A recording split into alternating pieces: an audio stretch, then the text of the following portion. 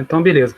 Nós falamos sobre o barroco na aula anterior, e aí a gente vai falar agora sobre o rococó. O rococó na verdade, seria a fase final do barroco, só que é uma outra, como é que se diz? Uma outra vibe, é uma outra concepção de arte. Eu vou ler aqui o livro do Hauser, esse livro aqui muito interessante.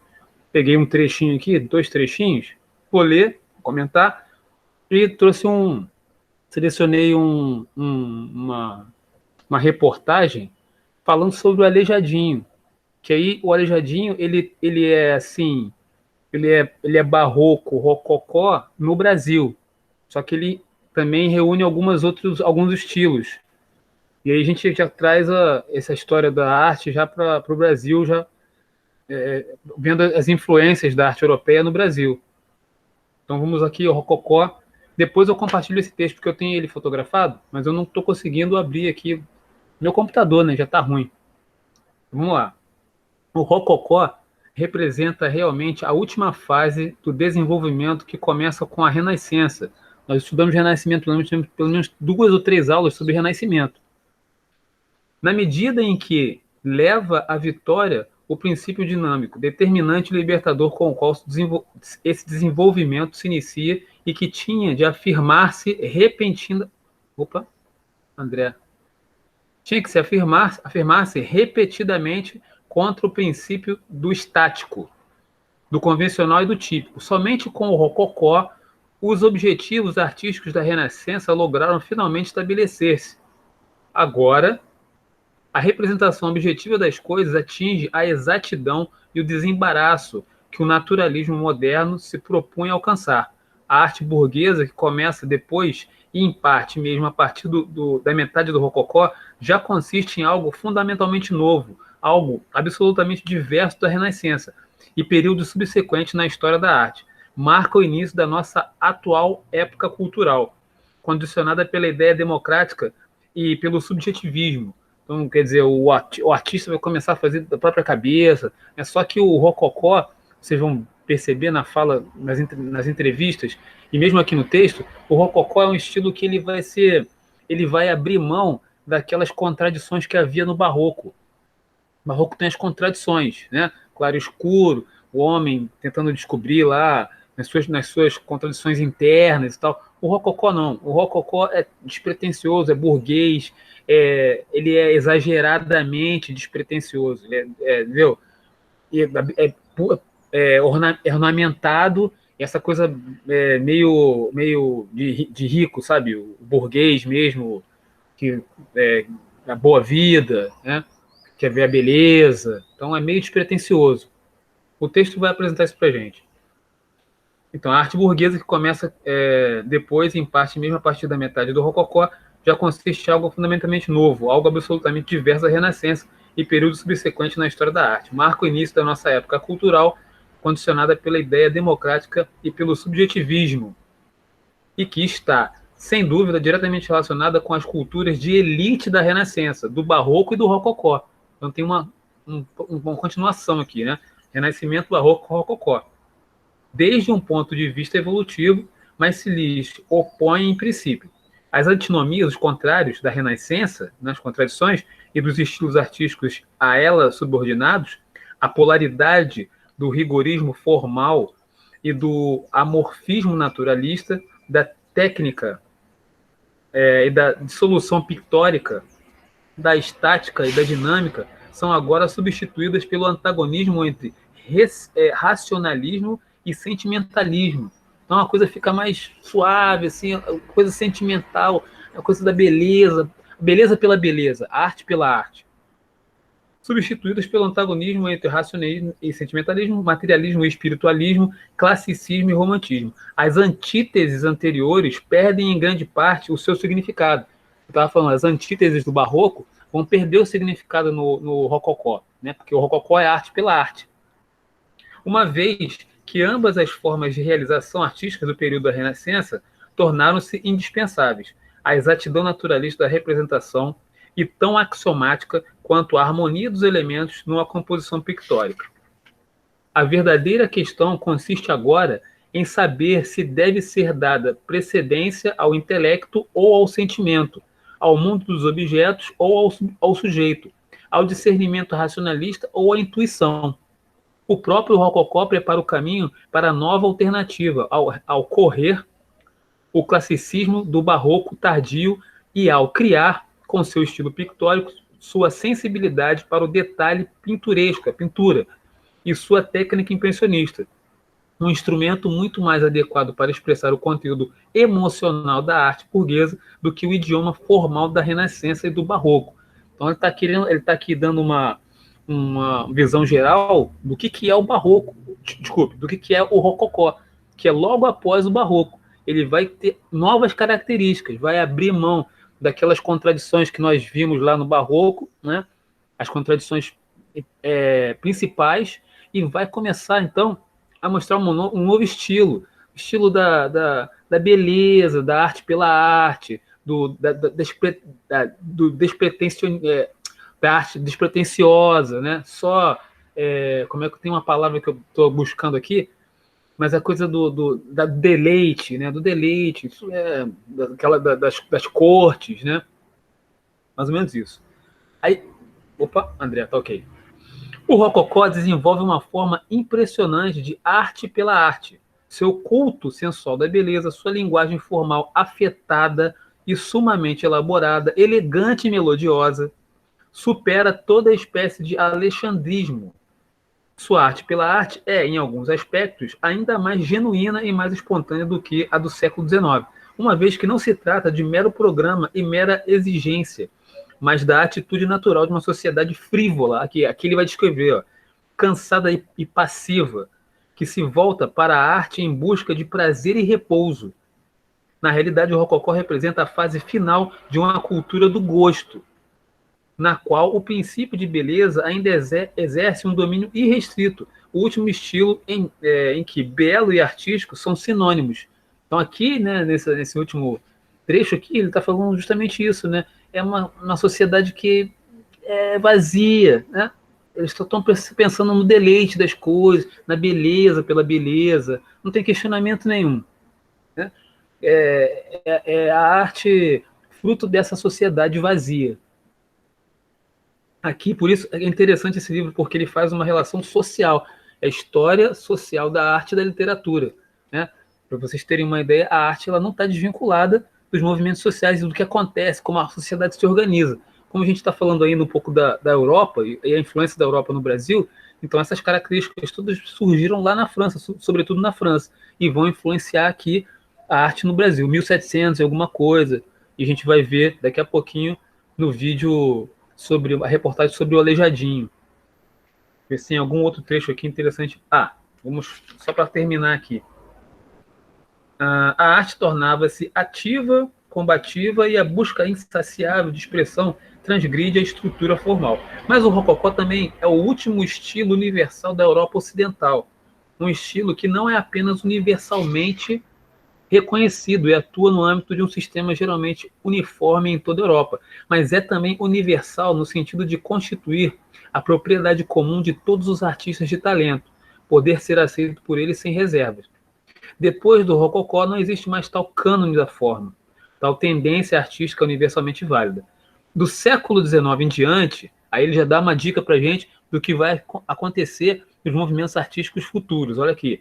Do século XIX em diante, as intenções de cada artista tornam-se tão pessoais que cabe a ele lutar por seus próprios meios de expressão e não pode continuar aceitando soluções prontas, considerada toda forma pré-estabelecida, mas um estorvo do que ainda ajuda. O impressionismo volta a adquirir reconhecimento claramente universal, embora a relação do artista individual com esse movimento não mais seja totalmente livre de embaraços e não exista o que se possa chamar uma fórmula impressionista, na acepção rococó. Na segunda metade do século XVIII, tem lugar uma mudança revolucionária, a ascensão da moderna burguesia com seu individualismo e sua paixão pela originalidade. Pôs fim à ideia do estilo como algo consciente e deliberadamente observado em comum por uma coletividade cultural, e imprimiu a ideia de propriedade intelectual seu significado corrente. Então, a gente está testemunhando aqui uma mudança drástica na maneira de fazer arte, né? A sociedade tá tendo uma transformação na sociedade, isso vai influenciar na cultura, nas artes, de modo geral. E aí, quando a gente traz esse movimento, né? Nós falamos aqui no Renascimento, o Barroco e o Rococó, ele vai ter influência aqui no Brasil, a gente vai ver isso no Aleijadinho, né? Ele vai pegar essas influências, ele vai ter um mestre que vai passar para ele essa forma de fazer, né, arte rococó, né, barroco rococó, e ele vai desenvolver o próprio trabalho dele, misturando alguns elementos de artes anteriores também. Então a gente vai assistir. E tem um comentário, alguma dúvida? Alguém? Então o Fábio já tinha ouvido falar então do rococó nesse sentido? Não, nesse sentido não. Só tinha escutado já falar sobre o nome Rococó, mas eu nunca tinha estudado assim. Então você já sabe agora que é um estilo que é o final do barroco. É, verdade. Beleza? E André, como é que tá aí, André? André nos ouve? Depois a gente fala com o André, então. Vamos assistir o vídeo. Vou desligar meu microfone, senão vai dar echoes. Ah, tá. André tá ouvindo. Ok. Vamos assistir o vídeo, depois a gente conversa.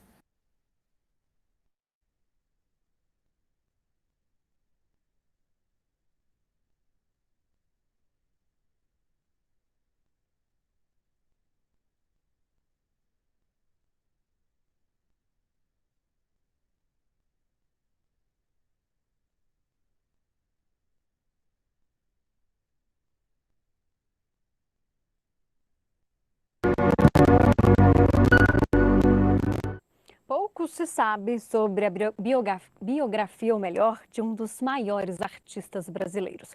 De acordo com a maioria dos pesquisadores, Antônio Francisco Lisboa, o Aleijadinho, nasceu em Ouro Preto no dia 29 de agosto de 1730, há exatos 289 anos. Mas a história dele permanece cercada de controvérsias.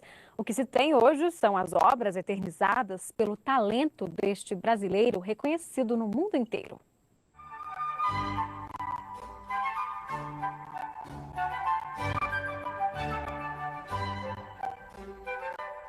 De acordo com uma das versões aceitas pelos historiadores, Antônio Francisco Lisboa, o Aleijadinho, nasceu na antiga Vila Rica em 29 de agosto de 1730.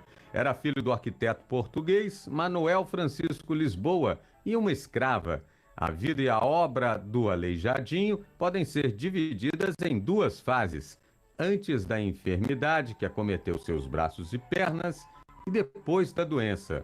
Na primeira fase estão as obras que marcam as igrejas do período colonial em Ouro Preto, como o altar da igreja de São Francisco de Assis, construção que teve início em 1776.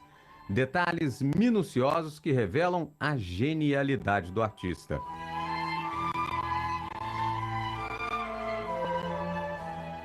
O tempo e a efemeridade da vida estão presentes neste lavabo todo em pedra-sabão que fica na sacristia. Traços rococós que marcam o estilo barroco.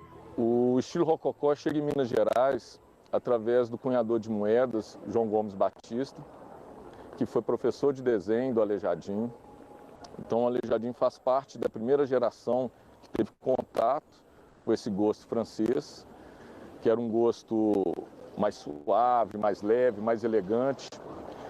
E nas obras que são atribuídas ao Aleijadinho, a gente percebe, né, uma suavidade, né, uma harmonia entre o gosto barroco, que era hegemônico aqui no contexto, e esses elementos sutis, né, de elegância.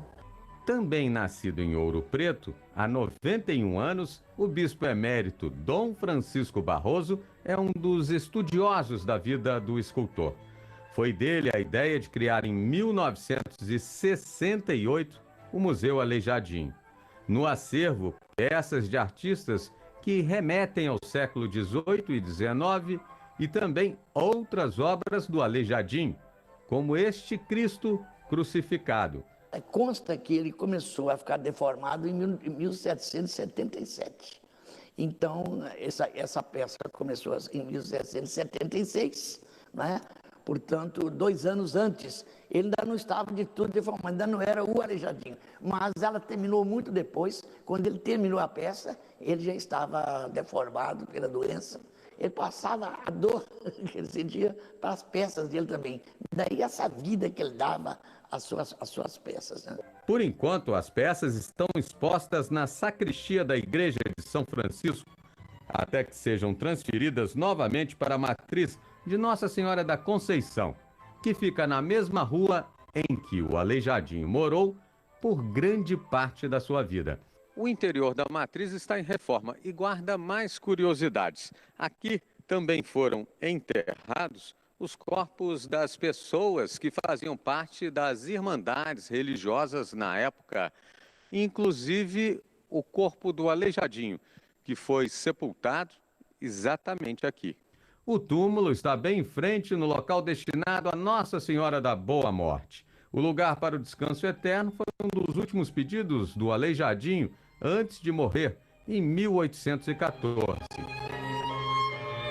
Aleijadinho também viveu no mesmo período da Inconfidência Mineira e deixou a marca de sua genialidade em outras igrejas de cidades históricas em Minas, como em Congonhas, onde o artista trabalhou nos últimos anos de vida, já com os braços e as pernas comprometidos pela enfermidade.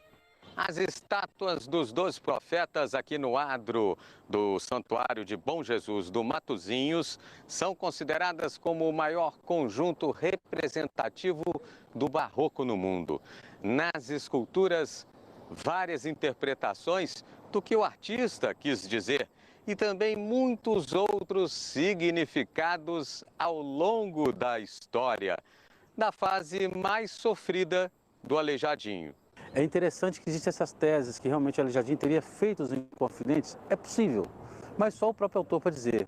Porque é inconteste que o artista acaba retratando, sim, o seu tempo.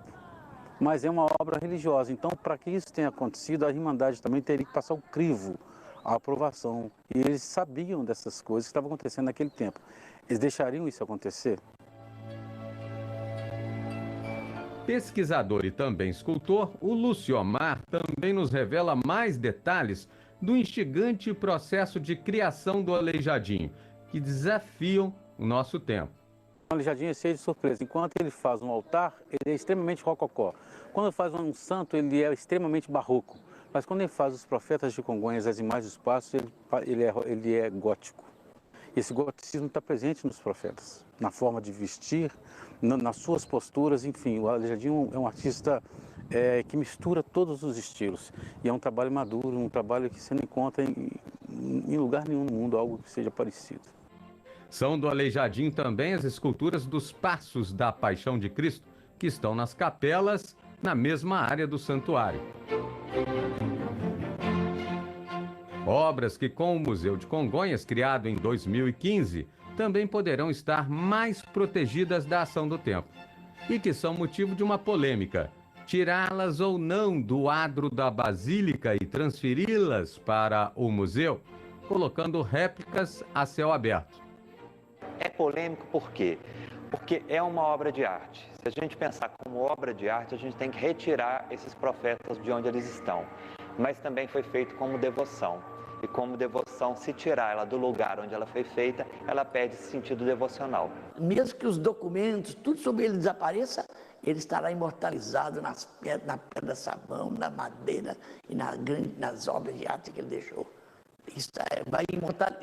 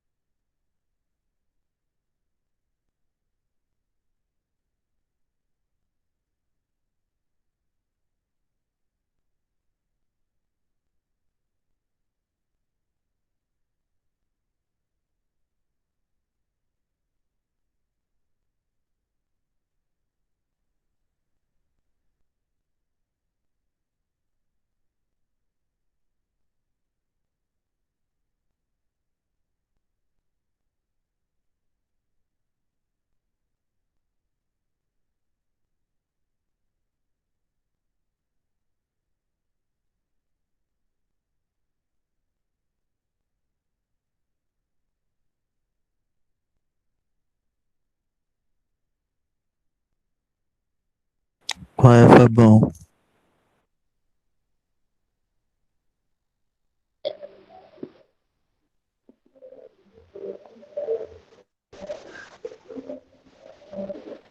Qual foi?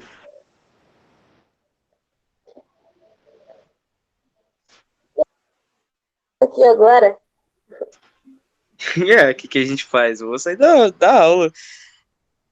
Não Mas tem o que mais o que fazer. aconteceu? Parou do nada. Celso mandou mensagem e falou que faltou luz na casa dele. Ah, tá. Então já era. Valeu, Fabão. Valeu, Bruno.